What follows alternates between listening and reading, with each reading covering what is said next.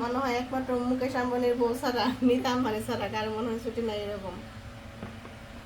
আজকে আমার মনে একটু ভালো নাই, আমার খুব রাগ করতেছে, মানে এত মেজাজ গরম হইতেছে, একদম ইচ্ছে করতেছিল না এখন রান্না করতে। দেখো সপ্তাহের প্রতিটা দিন, সপ্তাহে কি মাস বছর, বছরের পর বছর মনে করে এই এক কাজ করতে করতে জীবন যাইতেছে, একটা দিনের জন্য ছুটি নাই। এখন একদম ইচ্ছা করতেছিল না যে কি এই যে রান্না করি, একটু ভালো লাগতেছে না, কিন্তু উপায় নাই, নিজের জিনিস নিজেকেই করতে হবে। মানে সবাই ছুটি থাকে, কিন্তু মনে হয় আমাদের মতো যারা বাড়ির কাজ করে তাদের আর কোনো জীবনে কোনো ছুটি নাই। একটু আগে শুয়েছিলাম, মানে জ্বর জ্বর লাগতেছিল, ভালো লাগতেছিল না, তখন মনে হচ্ছিল কেউ যদি কিছু মানে বানিয়ে দিত খুব মানে ভালো লাগতো, মানে খেতাম আর কি। ওই তো আমার শরীর খারাপই থাক আর যাই থাক, নিজের রান্না নিজেকেই করতে হবে, সব কিছু নিজেকেই করতে হবে। ওই বাচ্চাও সামলাতে হবে, রান্না করতে হইব, সংসার করতে হইব।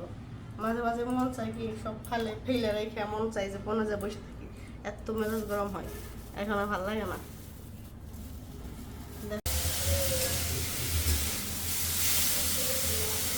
দেখো দেখো আমি রান্না করছি,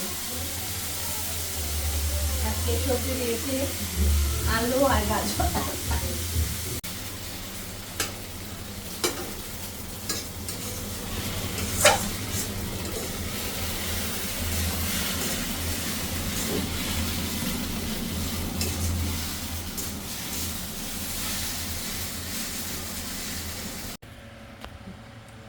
দেখো এই যে শেষমেশ বানিয়ে নিয়ে আসলাম।